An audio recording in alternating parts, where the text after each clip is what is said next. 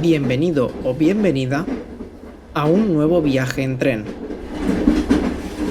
Mi nombre es Jorge Herrero Jimeno y mi propósito no es otro que dar a conocer el apasionante mundo del ferrocarril de una forma diferente. Cada uno de los viajes de este podcast nace gracias a las entradas disponibles en la web www.elfotografodetrenes.com.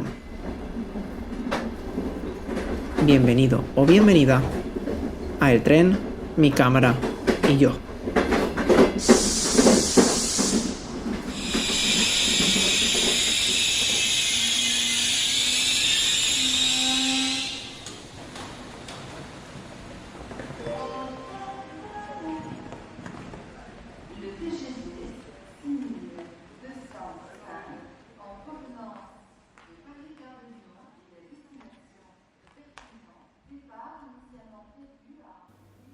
Etapa número 1.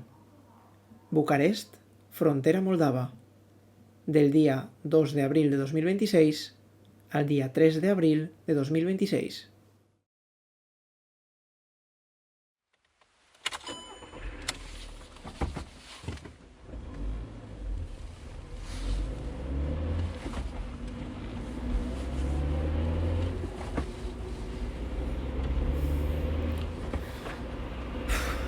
Estoy nervioso, asustado e intranquilo.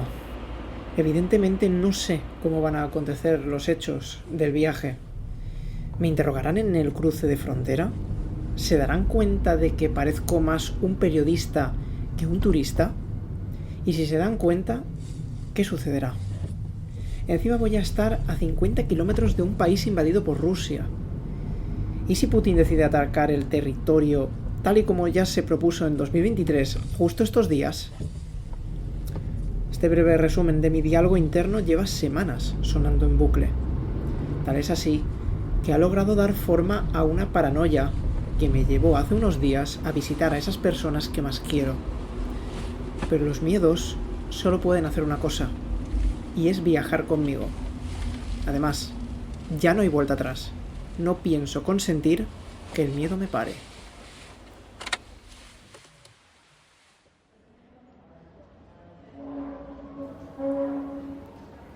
La carta de presentación rumana es bastante contradictoria. Estaciones de metro anticuadas, pero limpias a su vez. No hay ni un solo papel en el suelo, tampoco alrededor de las papeleras, y tampoco en las vías. Pero, por no haber, no hay ni colillas entre las piedras que sustentan los carriles. A recordar otras ciudades españolas donde casi son estas, las colillas, quienes sustentan las vías.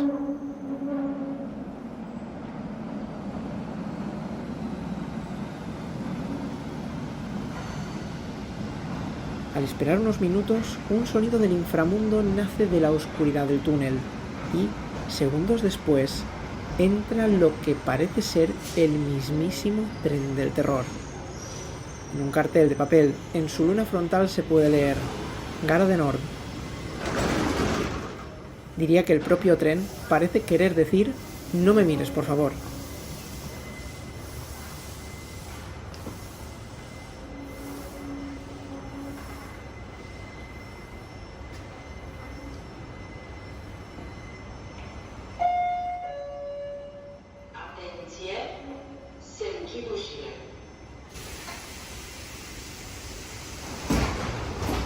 Las puertas se cierran estrepitosamente y, dentro del silencio previo al arranque, vuelven los nervios con otro diálogo. Voy tarde. Espero no perder el tren por culpa de un avión. A ver si este cacharro de hojalata vandalizado hasta los topes acelera y logro llegar cuanto antes.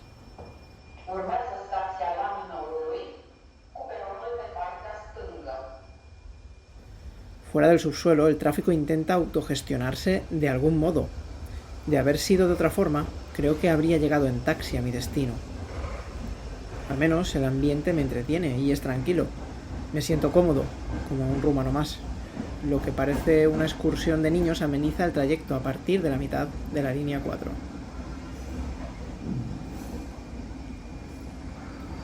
Estos trenes son vetustos, anticuados en aspecto y mecánica, pero suaves y cómodos como un tren moderno.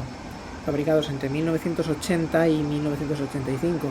Estos que hoy me llevan pertenecen al segundo lote fabricado, y creo que no los han limpiado desde entonces. Pero este tema es aparte. Su elegante diseño exterior es muy soviético y parece adelantar acontecimientos de viaje, pero ir en su interior transmite una sensación terrorífica que aviva aún más esos pensamientos sobre la aventura. Pero la realidad es diferente. Su estética interior y exterior se puede asociar a sociedad barrio bajera y ambiente complicado, pero no, ni siquiera en la parada de transbordo se siente inseguridad. La inseguridad la crea uno mismo.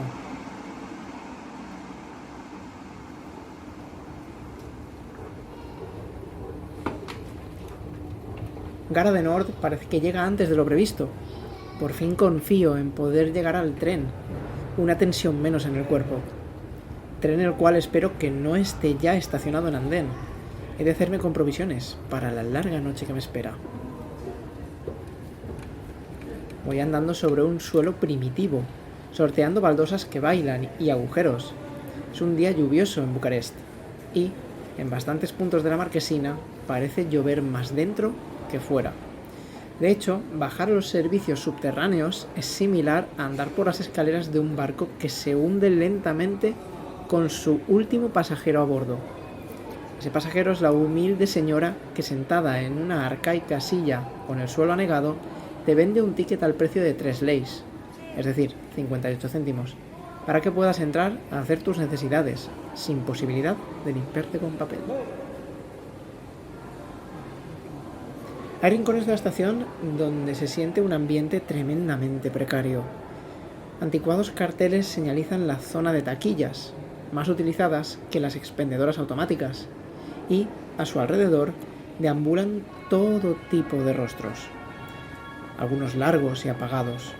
Algunos parecen solamente acercarse a pedirte dinero y otros te enseñan todo el dinero que tienen y quieren que les pagues lo que les falta para comprar un billete. O eso quiero entender.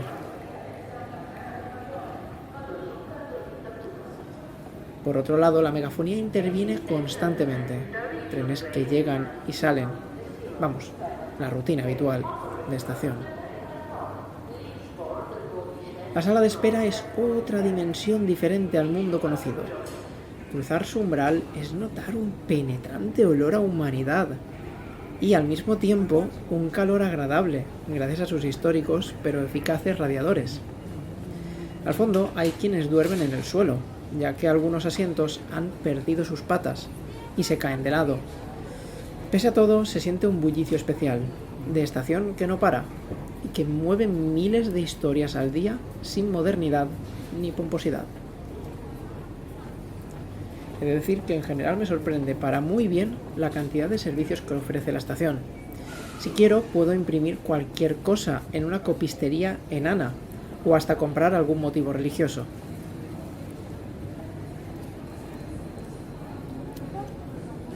Pero los nervios vuelven a recorrer fuertemente mi cuerpo. El momento se acerca y el tren ya aparece en el último renglón de las pantallas de salidas, entre otros destinos también muy desconocidos para mí. Kiev, un destino que asusta. Y más si, casi al mismo tiempo, la periodista María Senovilla, con más de 300 días de permanencia en el país ucraniano, publica en redes cómo la capital del país está sufriendo las consecuencias de la falta de luz y agua a unas temperaturas ambiente que rondan los 10 grados negativos. Pero Kiev es el destino de una pequeña parte del tren, concretamente de varios de sus coches. El resto de la composición finaliza su recorrido en Chisinau, la capital moldava, un país que sufre los estragos de la guerra vecina, al estar pegado al país que lleva invadido por Rusia desde 2022. Además, dicen, en base a cifras, que es el país más pobre del territorio europeo y el que menos turistas recibe a lo largo del año. Esto último es, quizá, aquello que me trae algo más de cabeza, la dichosa frontera. Pero estos titulares no hacen más que despertarme dudas e incógnitas, a las que espero dar respuesta allí. Y para llegar, necesito un tren que todavía no ha entrado en el andén.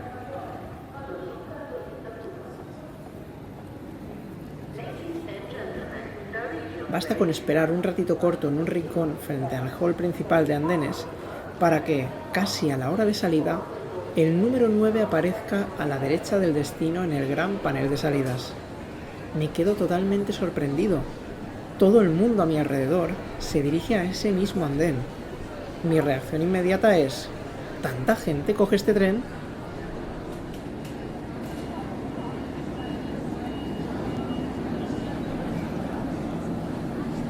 A la vez que los viajeros entramos al andén, por el fondo asoma un testero azul oscuro que lentamente va recorriendo el andén metro a metro. La gente lo observa atentamente. Es el Britannia Express y sus viejos coches soviéticos estacionándose en la estación de Bucarest. Tengo frente a mí al que es el último tren de origen soviético que todavía entra en territorio europeo por Rumanía. Ello se nota enseguida por esa estética tan ruda, pero funcional al mismo tiempo, que presentan estos coches. La altura y el tamaño en general parecen desproporcionados. Son moles de puro hierro andante. Entre gente desconcertada ante el retraso del tren y la próxima cercanía de la hora de salida, encuentro a un grupo de españoles, los cuales también dicen dirigirse a Chisinau. Vamos al coche 1, pero cada personal que preguntamos nos dirige a un coche diferente, insinúan. No entréis a los dos últimos coches, son los ucranianos, y dudo que dejen entrar a quienes llevan billete para Chisinau. Les digo mientras busco también cuál es mi coche. No van numerados por fuera, o al menos yo no he visto ningún cartel en ningún coche. Diferenciar los que pertenecen a la compañía ucraniana es sencillo. Van pintados de otra forma y su interior está reformado, cosa que no lo están los moldavos. Entre espavientos rudos del personal y un intenso olor a carbón, debido al humo que va acumulándose en el andén procedente de las calderas de la calefacción, puedo más o menos intuir por qué puerta debo entrar. Y, finalmente, así parece corroborarlo quien revisa billetes a la puerta del que creo que es el coche 4. 3 altos escalones separan el interior del andén.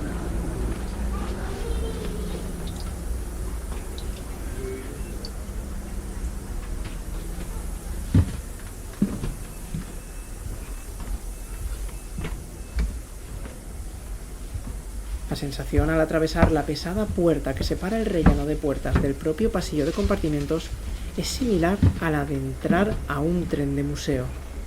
Todo parece merecer el respeto de una pieza histórica.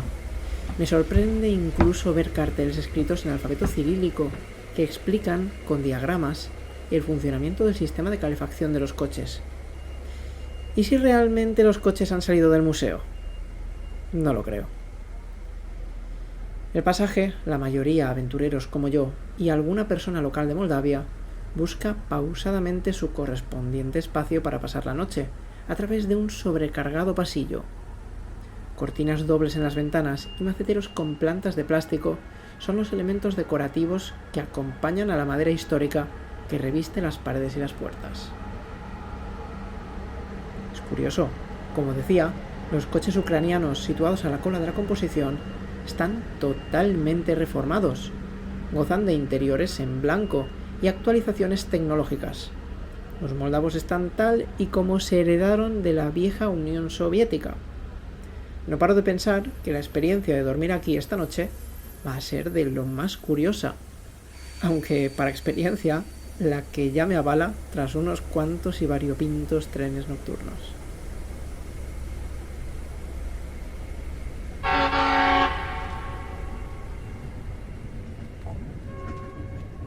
Lo que era evidente es que, entrando el propio tren al andén prácticamente a la hora de salida, era imposible emprender el viaje puntual.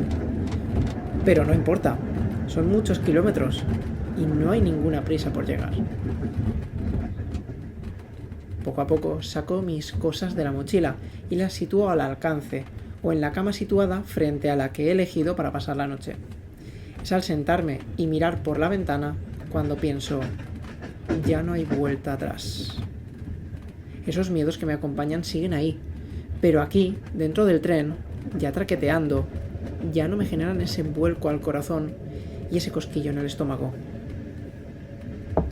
Entre mis pensamientos y el paisaje azulado apagándose lentamente por la ventana, unos golpes secos en la puerta irrumpen la tranquilidad de mi espacio íntimo. Es el literista de mi coche. Me trae una funda de plástico dentro de la cual va lo que parece ser la ropa de cama. El hombre es grande, corpulento, con poco pelo, tendrá unos 50 y tantos años. Impone, con esa seriedad característica soviética y una respiración intensa que se siente casi como la de un toro. Dirige hacia mí 2 palabras solamente. Passport es una, y seguido, ticket. Está más que claro lo que quiere ver, y en este caso, llevarse. El billete se lo guarda y se lo lleva consigo. Ya identificado y habiendo entregado el papel que permite estar a bordo, es hora de dar una vuelta por esta reliquia andante. He de decir que pese al día tan gris y húmedo que ha hecho hoy, la temperatura exterior no era demasiado baja antes de embarcar. Aún así, la calefacción rinde a pleno rendimiento. De ahí el fuerte olor a carbón y el humo que se acumulaba en el andén. Andando hacia la cola del tren, una puerta con ventana separa la primera estancia del propio pasillo. Aquí, una segunda puerta situada a mano izquierda da acceso al servicio. Sobrio, clásico, viejuno y poco higiénico, pero funcional. Una parte que pasa desapercibida dentro de este museo con ruedas.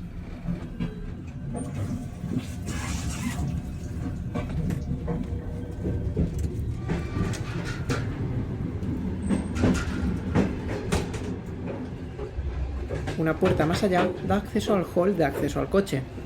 Aquí ya no llega el calor de la calefacción, pero se escucha, entre el traqueteo, el crujir del carbón mineral que alimenta los tubos que recorren todo el coche.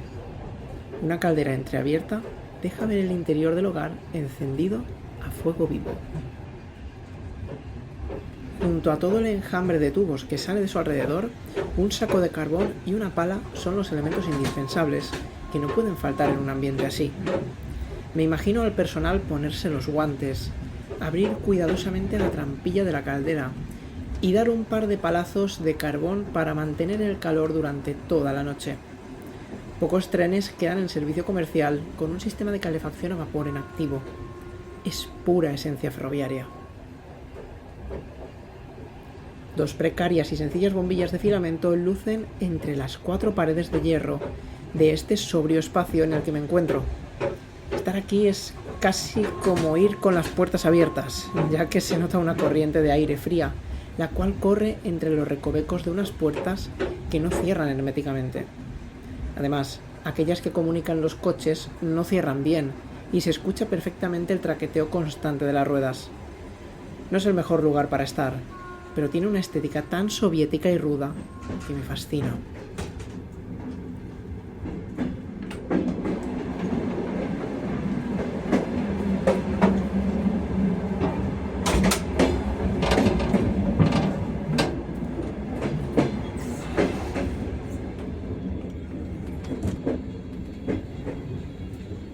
Entre los ruidos y chirridos, al otro lado de la puerta del siguiente coche, una suave melodía alegre y simpática me llama la atención y me incita a cruzar por el oscuro túnel que se crea entre vehículos. Hacerlo parece más bien un riesgo, ya que la plataforma del suelo salta y baila debido a los muchos baches de la vía. Tampoco hay luz, y el pie cabe perfectamente por los lados de dichas plataformas. Pero la curiosidad acaba por llevarme hasta el coche restaurante, donde se respira un ambiente bullicioso y más bien festivo. Entre las risas, el chocar de los vidrios de las cervezas en mano de quienes conversan y el sonido de la cocina, suena la canción propia de este tren. Y no es la del traqueteo de sus ruedas, sino Trenoletul, aquella que quedó en el 7º puesto en Eurovisión de 2022.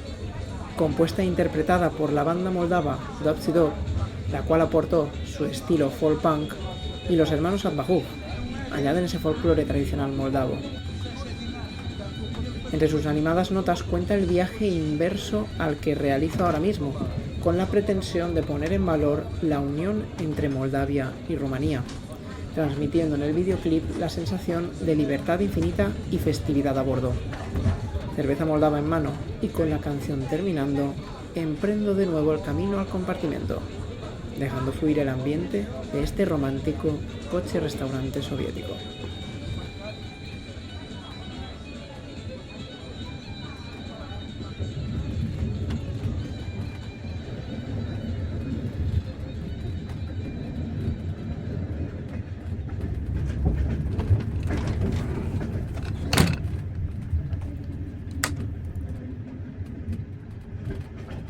La cena pretende ser sencilla, como todo a bordo de este tren.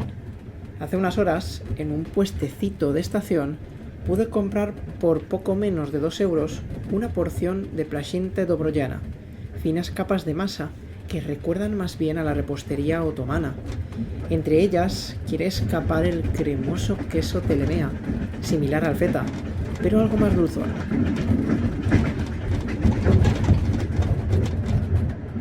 Un placer muy de mi estilo, porque aquello que lleve cualquier queso interesante en su interior entra en mi radar de prioridad alimentaria.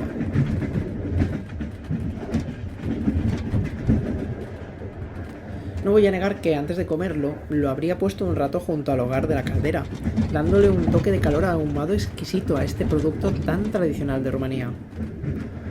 Es en la intimidad de mi compartimento donde lo disfruto. Aquí solo se siente la velocidad un tanto elevada que lleva el convoy ahora mismo, y el sonido suave del burbujeo de la cerveza moldava, tras darle un sorbo y volver a dejarla sobre la mesa. Es un ambiente humilde y bohemio, lo justo y necesario para pasar la noche, acompañado de una luz cálida que va en sintonía a ese calor mágico y real que sale por las rejillas situadas bajo la mesa donde disfruto de la cena.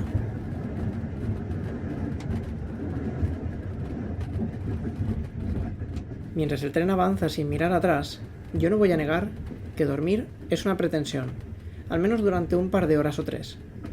La cama hay que montarla jugando a las adivinanzas. ¿Dónde estarán los cojines? ¿O tenían que dármelo y se les ha olvidado? En fin, es lo que hay. La sábana bajera es de flores, justa para el tamaño de la cama, y aunque no hace excesivo frío, sentiré más cobijo bajo una de las mantas que se encuentran plegadas en los portamaletas del compartimento. Mantas usadas y reusadas, con pelos de mujer y todo tipo de cosas pegadas a ellas. Tampoco mi literista está en su rincón para poder preguntarle. Así que, bueno, la chaqueta será quien me sustente la cabeza por unas horas.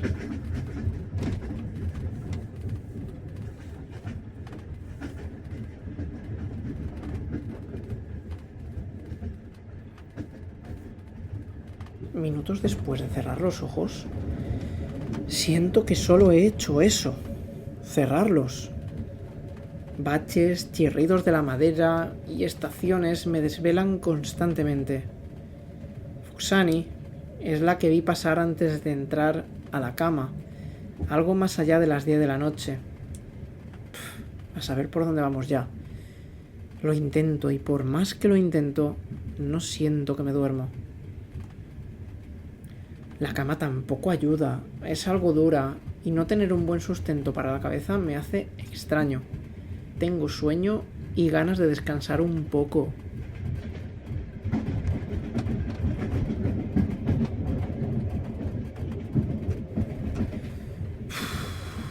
Y así sigo. No sé qué me impide dormir. Tampoco debo negar que los nervios de la frontera y el país que viene tras ella no paran de dar vueltas en mi cabeza.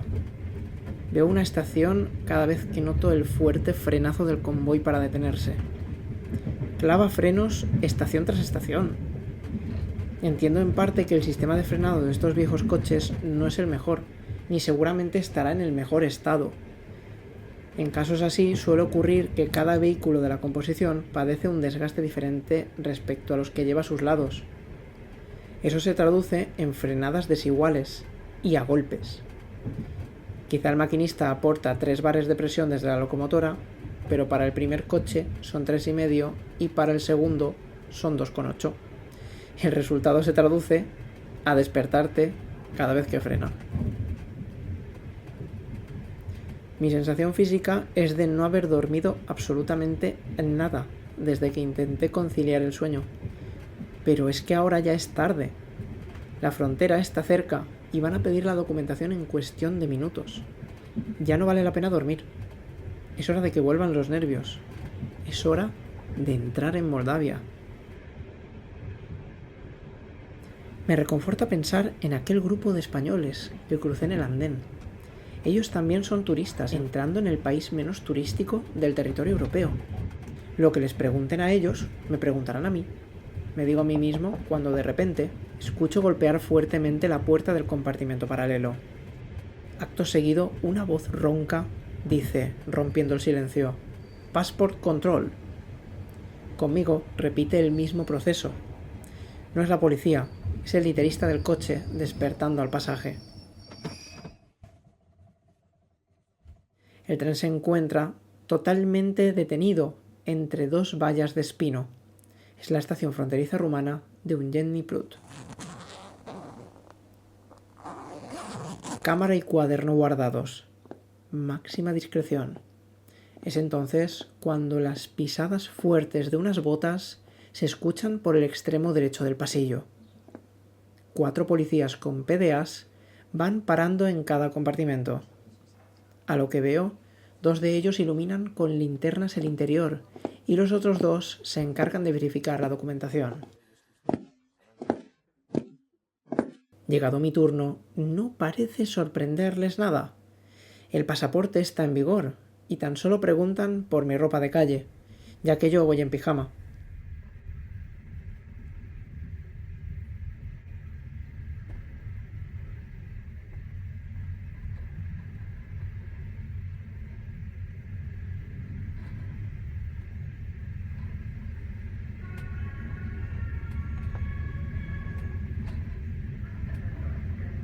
La salida fronteriza de Rumanía está pasada y con creces. Tan solo queda la entrada a Moldavia, la cual no tardará en llegar una vez el tren reanude la marcha. Un puente y bajo este el río Prut. Son la máxima distancia física que separa al tren del territorio exsoviético. Antes de terminar de cruzar semejante estructura de hierro, vuelvo a escuchar pasos por el pasillo.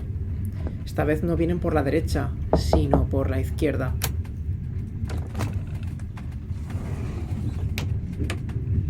Secamente, un par de agentes averiguan mi destino, cuántos días pretendo estar allí y el porqué de mi visita a Moldavia. Todo ello en inglés y con frases tremendamente escuetas, mientras el segundo agente mira de reojo el interior del compartimento, iluminado únicamente con la tenue luz de la lamparilla de la cama.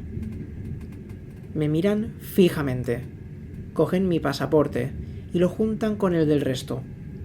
Aparentemente nada les ha parecido extraño, pese a que mi contestación ha sido hacer turismo a la última pregunta formulada. Ninguna intención de querer saber por qué quiero hacer turismo en este país ni nada por el estilo. A mi alrededor hay quien lleva pasaporte moldavo, por lo que es lógico no formularle este tipo de preguntas. Creo ser el único turista de este coche.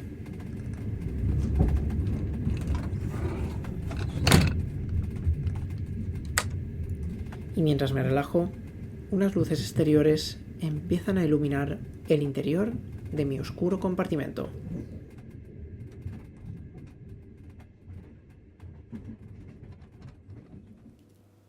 Etapa número 2. Frontera moldava, Chisinau. Día 3 de abril de 2026. Varias vías han nacido de la que pisa el tren hacia el lado izquierdo según el sentido de la marcha. Vías curiosas, con doble ancho, es decir, vías de 4 carriles. Algo más allá de estas, hay apartados centenares de bogies y, mientras visualizo el entorno con curiosidad, pasan bien pegadas al tren unas grandes columnas pintadas de verde y amarillo. Mientras la policía examina los pasaportes y se asegura de estar todo en regla a bordo, el tren ha de enfrentarse al cambio de sus bogies, ya que Rumanía y el resto de Europa cuentan con el ancho de vía estándar. Pero a partir de Moldavia, el ancho ruso es la barrera física que impide a los trenes avanzar con libertad. Vamos, que Moldavia tiene dificultades físicas de comunicación tanto por Occidente como por Oriente. Pero de las segundas hablaré cuando el tren vuelva a pisar el suelo.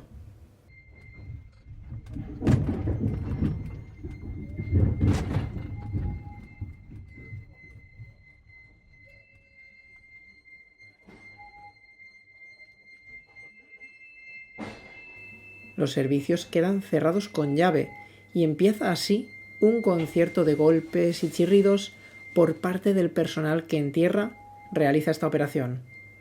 Hay que separar cada coche del tren y levantarlos uno a uno para proceder con la operación. Si ha sido complicado dormir hasta ahora, creo que todavía será peor durante los próximos minutos. Además, una operación así es imposible que me la pierda por mucho sueño que sienta encima.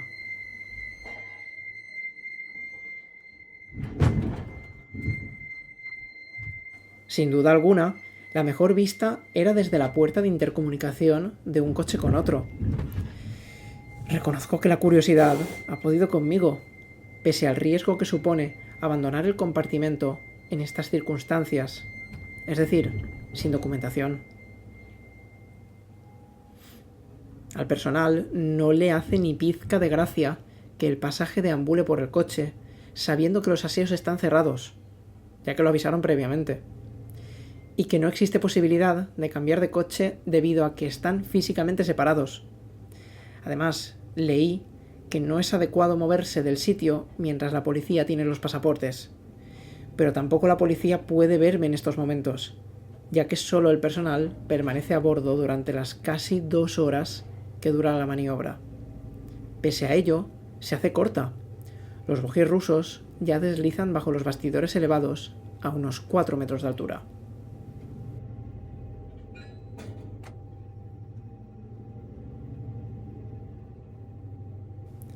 Poco a poco, la fila de coches con destino Chisinau empieza a descender, cada uno a su ritmo, y comienza el abroche a aquellos bogies que permitirán llegar a destino. En la vía de la derecha se encuentra desacoplada y en plena operación la composición de aquellos vehículos que se dirigen a la guerra. Sobre las 6 de la mañana empieza a verse el grisáceo cielo con el que amanece el país. Nuestra composición es acoplada a golpes por una ronroneante y viejuna locomotora. Esta, a su vez, empuja cada coche para conformar la primera composición a golpe de topes.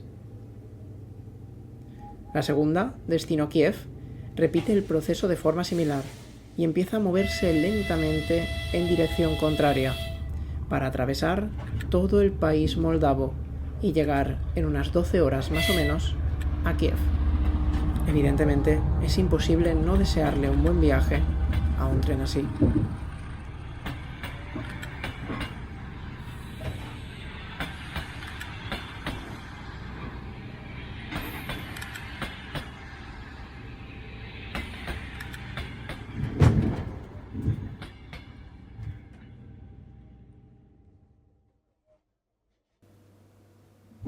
Mis nervios se vuelven fuertes y palpables físicamente cuando por el pasillo aparece de nuevo un agente, el cual se detiene frente a la puerta del primer compartimento con un portafolio y un boli.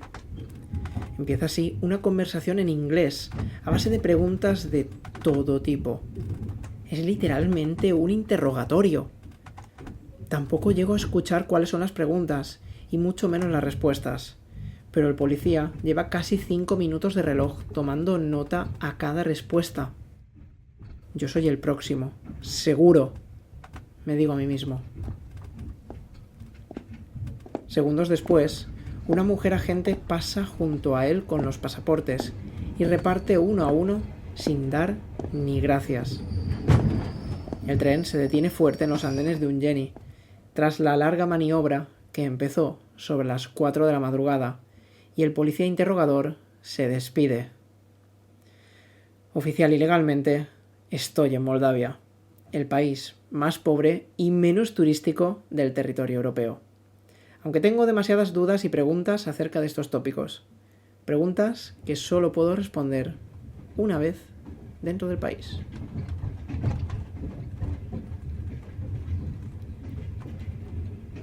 Tras el ajetreo noto cómo el cansancio inunda mi cuerpo. La noche en vela empieza a notarse tras haber dormido poco también la anterior. El tren parte de nuevo bajo un día muy apagado y triste para algunos. El traqueteo es fuerte y la velocidad baja.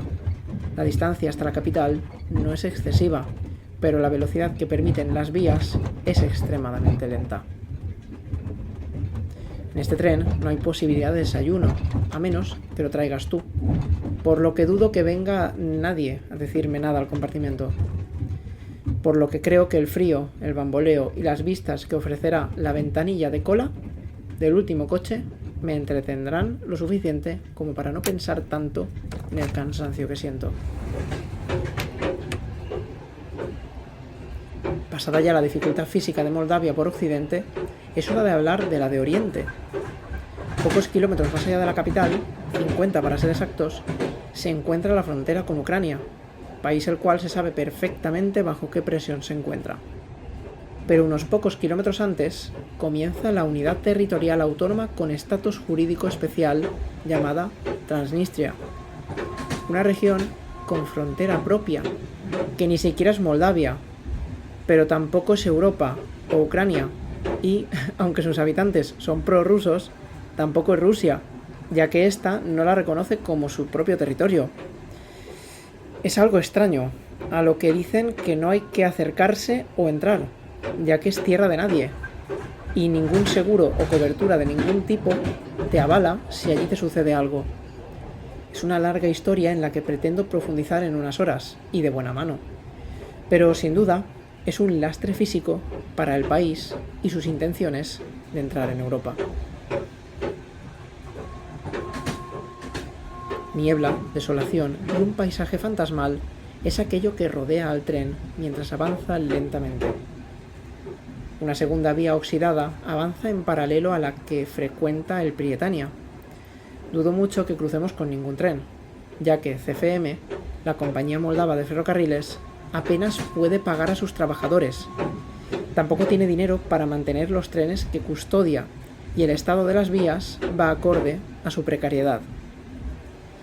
Se prioriza el tráfico internacional, de ahí que mi tren esté circulando. Espero que tampoco la locomotora vaya a falta de combustible, ya que tampoco pueden pagarlo. Leí que tienen algún tren entre la capital y la estación fronteriza de la cual partí hace un rato. Pero como el vehículo se averíe, es muy complejo repararlo debido a la falta de piezas. Así que el servicio quedará interrumpido hasta que el tren sea reparado y se alineen los astros para que pueda volver a circular. Observo el horizonte de la vía con calma mientras pienso en todo esto. Ello me sirve para darme cuenta de cómo marcan verde las señales que miran en sentido contrario. Quizás sea hoy uno de esos días de gloria. Un soviético andén se detiene junto al lado izquierdo del tren según el sentido de la marcha, y tras varios minutos de parada, cruza el que es el servicio matinal a la frontera, bastante cargado de gente que debe haberse levantado hoy con la suerte de su lado. Imagino que se dirigen a trabajar. De no haber tren, no sé qué oportunidad de movimiento tendrían. Lejos quedaron ya aquellos servicios con Odessa, en Ucrania, o a Tiraspol, la capital de la mencionada autonomía prorrusa.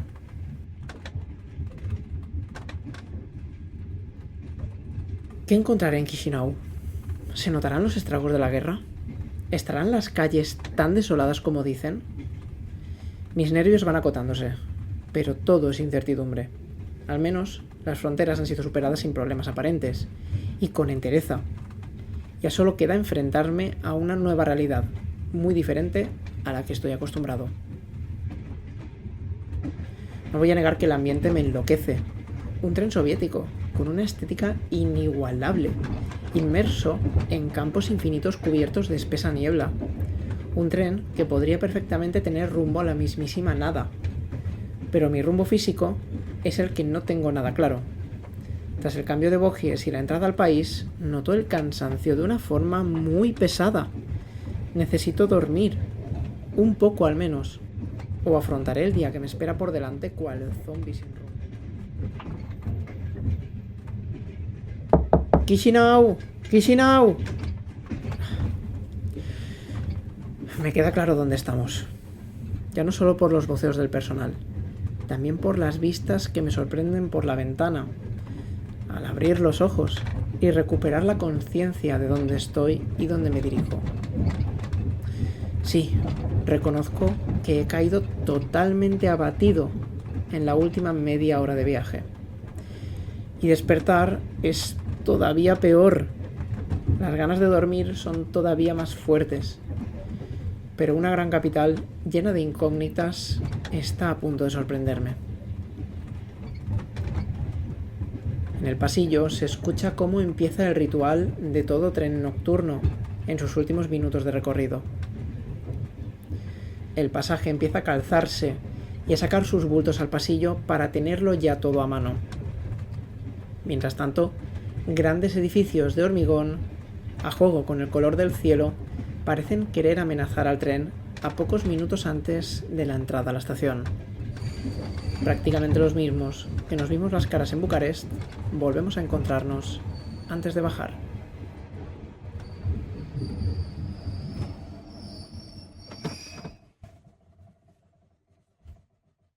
Etapa número 3. Chisinau. Día 3 de abril de 2026.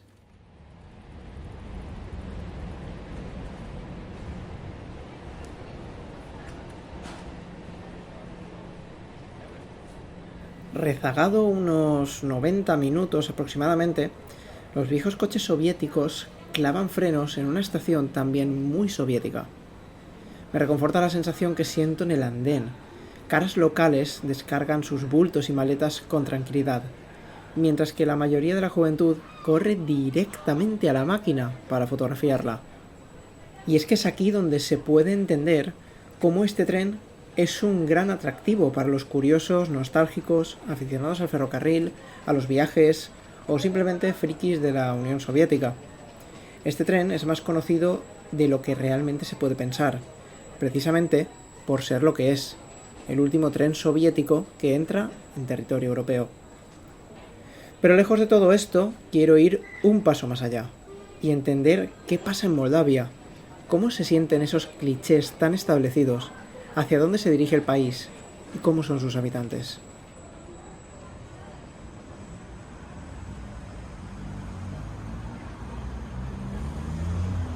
Abandono el andén por sus puertas principales, aquellas que dan acceso al hall del edificio, mientras un par de hombres descargan media docena de bidones de pintura del tren.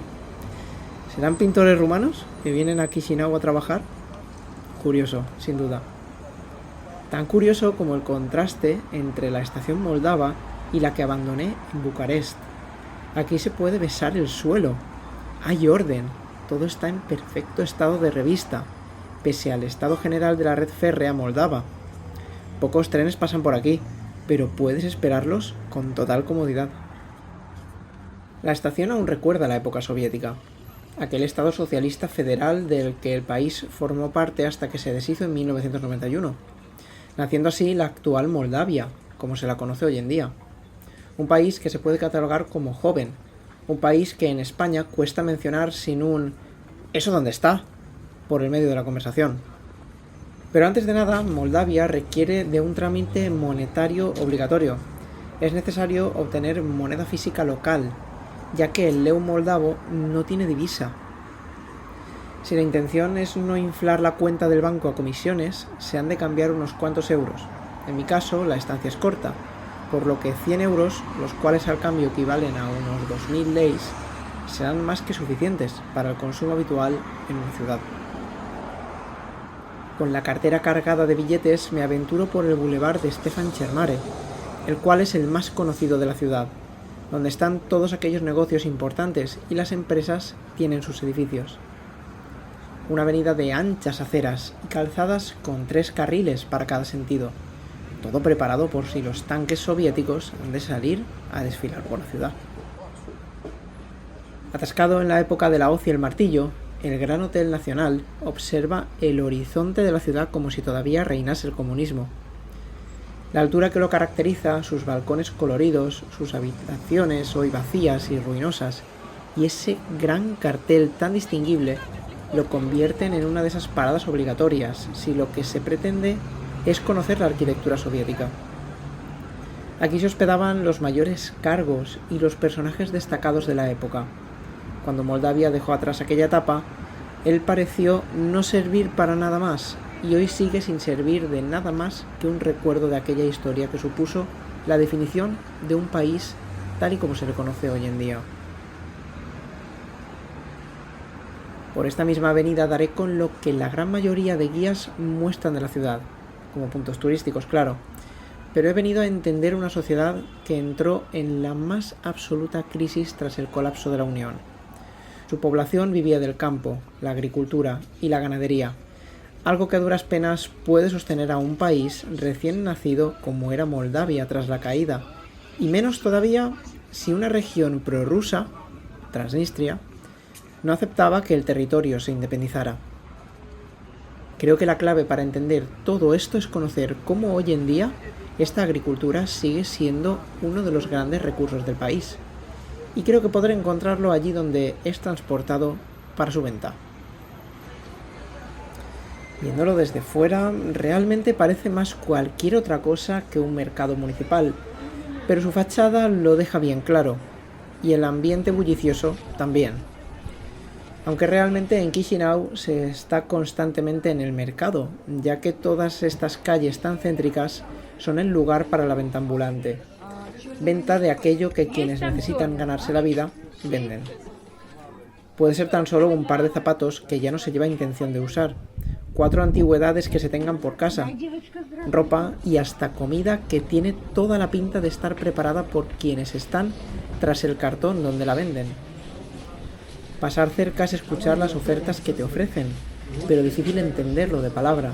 Aquí solamente se habla rumano como lengua oficial y ruso. El inglés es prácticamente nulo entre la población adulta y de edad avanzada. Una vez en la inmensidad del mercado es difícil imaginar que puedes llevarte a casa en una bolsa, ya que es más sencillo pensar en aquello que no puedes comprar. Creo que pocas cosas existen que aquí no se vendan. Perderse es muy sencillo, ya que es un laberinto en toda regla. Pero entre callejuelas llenas de hilo de coser, material de fontanería, piezas de coche, ropa de todo tipo y hasta material para pescar, llego allí donde todavía se descarga en capazos la recolecta del día.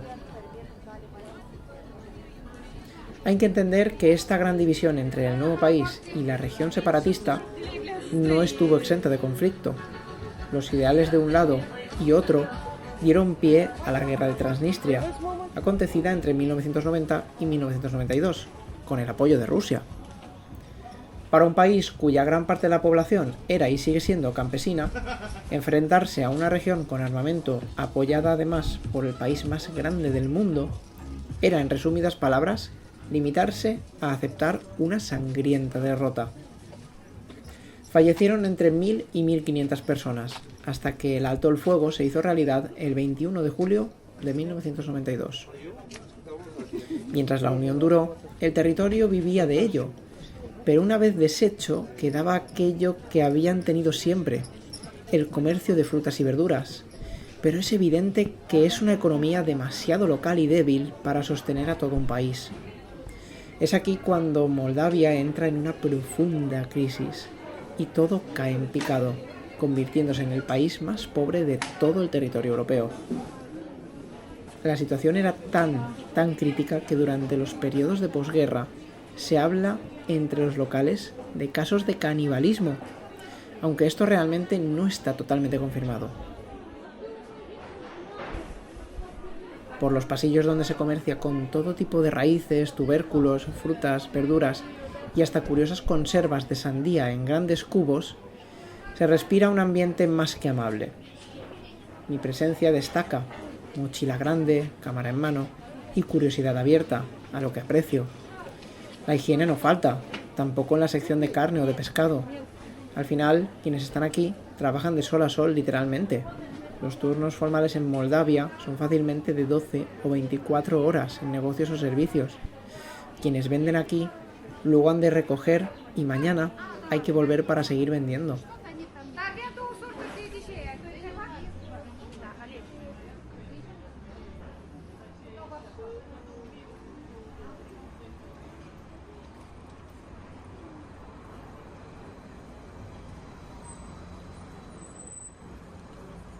Dejo el mercado por la que es su parte trasera respecto a la entrada principal.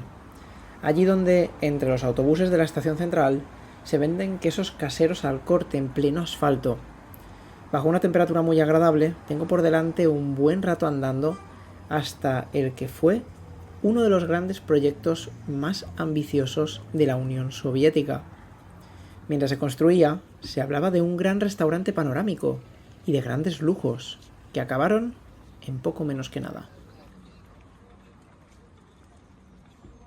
Lentamente aparece una gran mole de hormigón moldeada entre edificios nuevos, como si de un bicho raro se tratase. Situado entre construcciones que pueden catalogarse bajo la etiqueta de normales, fue él quien en realidad quería marcar la nueva normalidad arquitectónica cuando se alzó. Pretendiendo ser un edificio singular, se ha de decir que lo logró, no como inicialmente se planteó, pero a día de hoy es todo un icono en todo el mundo y un resto palpable de la arquitectura brutalista soviética. Su nombre es Romanitsa y su impacto fue tal que hay quien ha venido hasta aquí para solamente conocerlo en persona y penetrar en sus entrañas.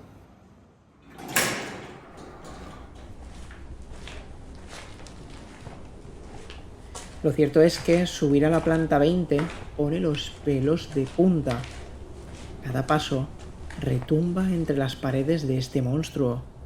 El ambiente es gélido y me cuesta mucho imaginar que aquí dentro vive gente.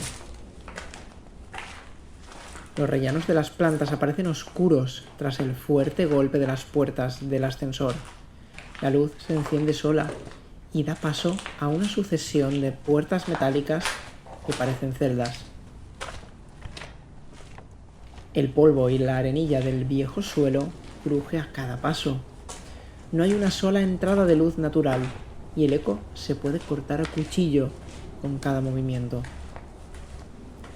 Tras los ascensores, donde me encuentro una puerta totalmente negra que se abre ligeramente ella sola. Se supone que una gran parte del edificio está habitada. De hecho, estoy por creérmelo, ya que es aquí donde el que parece un vecino se cruza conmigo saludándome, y entrando a posteriori en una de las puertas metálicas de la planta en la que me encuentro. Pero la otra cara del edificio es aquella que se encuentra totalmente abandonada. Dar con ella es relativamente sencillo, y recorrerla da escalofríos. Viejas escaleras polvorientas y en un estado ruinoso permanecen como un fantasma del pasado, esperando tener la misma oportunidad que el resto de la torre. Y hacen todavía pisos enteros totalmente vacíos, con sus balcones mirando al horizonte moldavo. Con sus 77 metros de altura, llenó su ego de ser el edificio más alto de la ciudad, pero hoy en día figura en rojo en las listas de edificios ruinosos.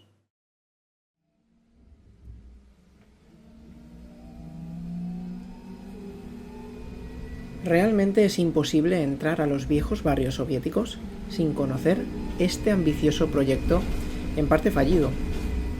El restaurante giratorio panorámico quedó en nada, y la dura realidad se apoderó hasta los días que corren.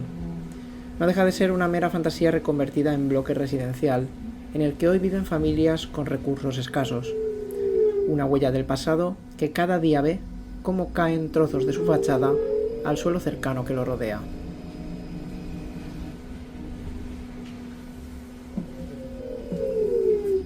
Moverse por la capital de este país exsoviético es posible únicamente a nivel de calle. Hay que olvidarse del concepto metro o de cualquier tren urbano subterráneo que se pueda traer en mente desde Europa. La mejor forma y también la más asequible son los trolebuses y autobuses urbanos que recorren las calles de la ciudad.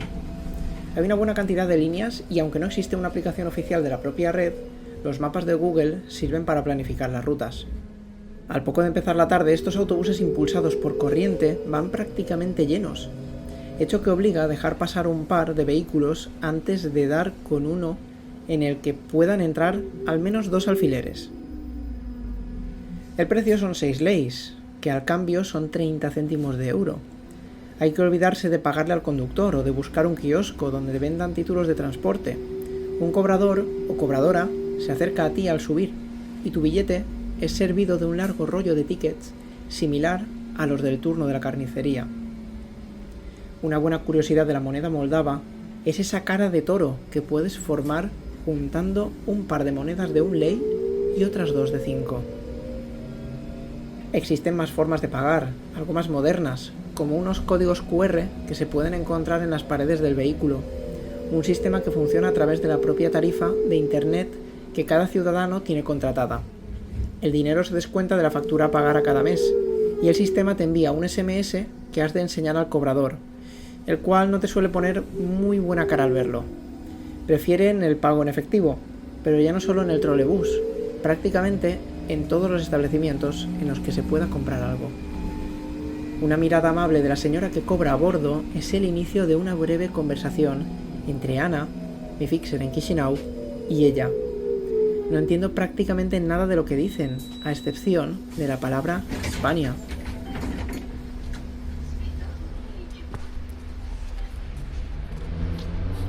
Es al bajar del vehículo cuando Ana me transmite lo hablado, agradeciendo de parte de la cobradora mi interés por su país y por contar cómo se vive en él. Mi mente hace un clic y enseguida entiendo por qué he llegado hasta aquí y cuánto poder puede tener en las manos el periodista de viajes. El trole marcha y frente a la parada se alzan majestuosos esos edificios tan de la era soviética.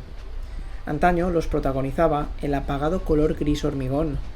Hoy algunos lucen una curiosa paleta de colores, dando así una bienvenida algo más cálida al gran barrio obrero de Ciocana. No he venido hasta aquí ni para pasar el rato. Vengo para conocer de primera mano cómo se vive en uno de los barrios más locales de la ciudad. La zona central de la ciudad y aquella que puede atraer al turismo que visita Chisinau queda a unos 15 minutos de aquí en transporte público. El turismo aquí ni siquiera llega, y menos leyendo las recomendaciones de, en este caso concreto, el Ministerio de Asuntos Exteriores de España, el cual comenta en su página web lo siguiente: no llevar objetos de valor, cámaras fotográficas o joyas de forma visible. No realizar desplazamientos solos, especialmente durante la noche. Subo andando por el bulevar principal del barrio, hacia el que será mi centro de operaciones durante el viaje. Y lo primero que me llama la atención es la presencia de familias con niños jugando en los parques y zonas comunes de la gran avenida, más ancha que aquella por la que transité al poco de bajar del tren. Formar una familia es de esos objetivos de vida para muchísima gente, o eso creemos, ya que no son pocos los casos en los que esta decisión viene más bien de la presión social y familiar que de la propia voluntad. Cerrar este check es prácticamente vital en esta cultura, con costumbres heredadas de la era soviética. De hecho, una mujer es considerada como buena madre y fértil hasta los 25 años, y, más concretamente, debería serlo entre los 20 y los 25. Hoy en día esta imposición tiene algo más de manga ancha, pero como es lógico, son costumbres muy marcadas en las personas de media y avanzada edad, presionando así a una juventud que quiere tomar otras decisiones y que además no pueden permitirse entregar su vida a otro ser a edades tan tempranas por las grandes dificultades que existen hoy en día. La vida en estos barrios de grandes bloques de hormigón es fruto de esas labores rutinarias que sus vecinos realizan día a día. Aquí se despierta temprano, se va a trabajar y se vuelve. La tarde es para esos ratos de ocio con los niños, para ir a comprar o cualquier otra tarea sencilla.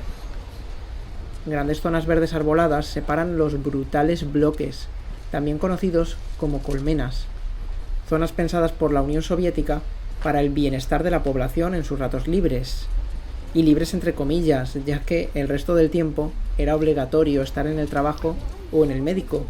Cualquier otro movimiento por la calle no justificado en horas de labor podía suponer el arresto del individuo. Ya hace rato que dejé la avenida principal para perderme entre los edificios. Aquí es donde se siente la verdadera vida del barrio. Tampoco es que sea excesiva la gente que me rodea por él, pero sí hay ambiente. Hay quien carga las bolsas de la compra, otro coge el coche para hacer algún recado, y otros solamente pasean tranquilamente por la calle. Calles cuyos firmes aseguran quienes hablan de esta ciudad que están rotos, en malas condiciones, y que afianzan esa sensación de país pobre que no tiene dinero para arreglar sus calles. En parte llega a ser cierto que hay rincones algo más dejados, no al punto de ser imposible transitarlos. No es más exagerado de lo que en muchas otras ciudades con mayor renombre se puede encontrar. Los alrededores de los edificios de Ciocana están rodeados de firme de tierra, hierba y grava, cosa que quizá sí da algo más de ambiente engañoso al barrio, todo lo contrario de lo que se siente al caminar por él. Siento como si realmente fuera uno más. Total seguridad. Su gente no mira de malas formas y tampoco se preocupan de tu presencia, cosa muy positiva, ya que no son zonas en las que sea habitual que alguien pase con una cámara. Tal es la curiosidad que genera que esta vaya colgada a mi hombro, que hay quien ha pedido hasta una foto. Poco a poco las luces de los edificios empiezan a encenderse, quitando frialdad al ambiente tan sobrio y apagado que producen estos deprimentes edificios. Aquí, en Moldavia, tanto luz como agua y gas no es más cara que en otros países. De hecho, en Portugal es bastante más cara que aquí. El problema llega con el salario a percibir a fin de mes, el cual es más bien bajo, y, a la hora de hacer frente a otros gastos del día a día, la situación se complica. Por no hablar si se tiene que pagar algún alquiler de vivienda o una letra importante de forma mensual. Sueldos que desde la percepción europea son bajos. Hay que recordar que aquí el euro no está presente, aunque su población mira en esa dirección, y las banderas europeas cuelgan de los mástiles de la ciudad. Es en 2022 cuando el país intenta entrar de forma oficial en la Unión Europea, pero existen diversas dificultades en su contra, y la más compleja tiene nombre: Transnistria. Le siguen su débil economía y la dependencia energética de Rusia. Y es importante hacer hincapié en el caso de la región autónoma, ya que hoy en día no es lo mismo que cuando surgió tras la guerra finalizada en 1992. Es evidente que su orientación prorrusa tiende a dirigir su enfoque hacia dicho territorio, pero esto empieza a no ser así, ya que aproximadamente el 40% de su población mira ya hacia Europa. Esto puede realmente beneficiar a Moldavia, ya que al parecer Transnistria no es más que un bache burocrático imposible de sortear. Siempre que la evolución sea favorable y a futuro se llegue a un acuerdo para deshacer fronteras y todo sea un mismo territorio, Moldavia podrá plantear seriamente la unión firme a Europa.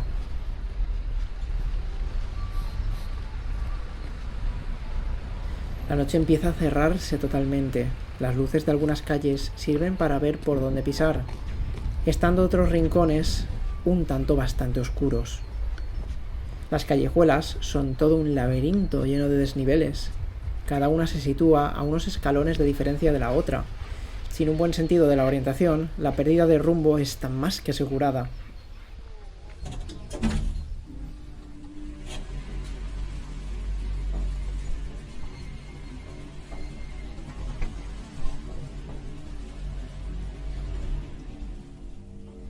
Con un cansancio encima que empieza a ser agotador, subo un ascensor a lo alto de uno de estos edificios de hormigón.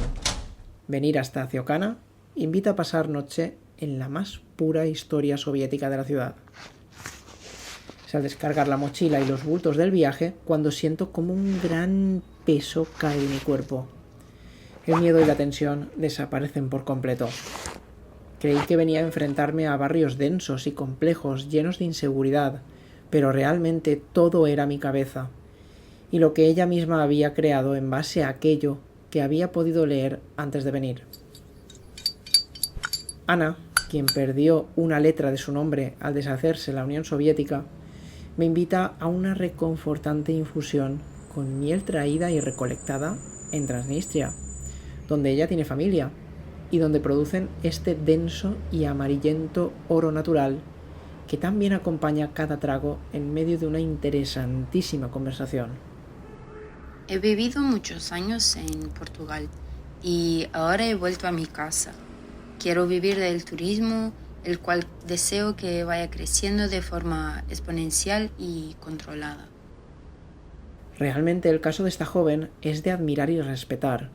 Sus padres abandonaron su tierra cuando vivir aquí era prácticamente imposible, y ahora ella vuelve con la intención de quedarse pese a su familia no explicarse cómo puede plantear tal decisión. Deseo hacer tours y ofrecer al turista aquello que realmente quiere conocer. Ahora mismo el turismo está como antes de la llegada del COVID. Tras la pandemia cayó y confío en su evolución.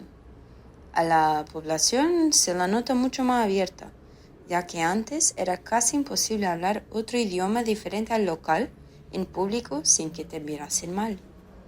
Para bien o para mal, Ana tiene una gran responsabilidad en sus manos. La valentía y la confianza son dos de sus grandes pilares. Tiene claro que Moldavia también merece una oportunidad. A estas alturas de la noche mi energía es cercana a cero, pero Ana merece darle los más grandes agradecimientos.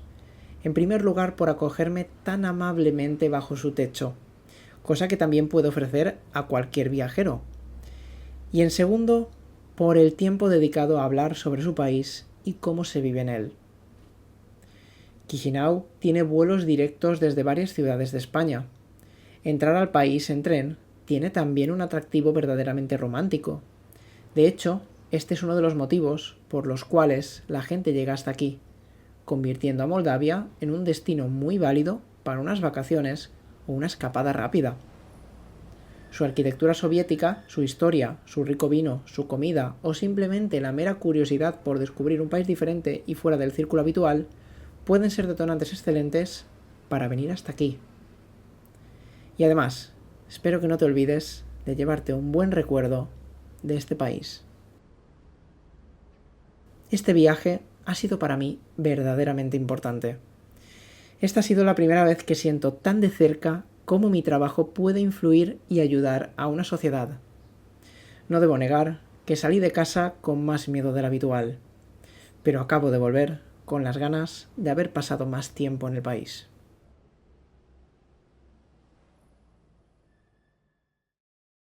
Muchísimas gracias por llegar al final de este episodio. Te agradecería que siguieras este podcast, dejaras una valoración a través de tu plataforma de escucha y comentaras qué te ha parecido. Cuesta muy poco hacerlo y a mí puede ayudarme muchísimo. Durante este viaje he realizado un total de 594 kilómetros en tren y en la descripción del episodio tienes todos los enlaces para ayudarte en caso de que tú también quieras realizar esta aventura. Deseo que tus sueños viajen en tren. Nos vemos muy pronto.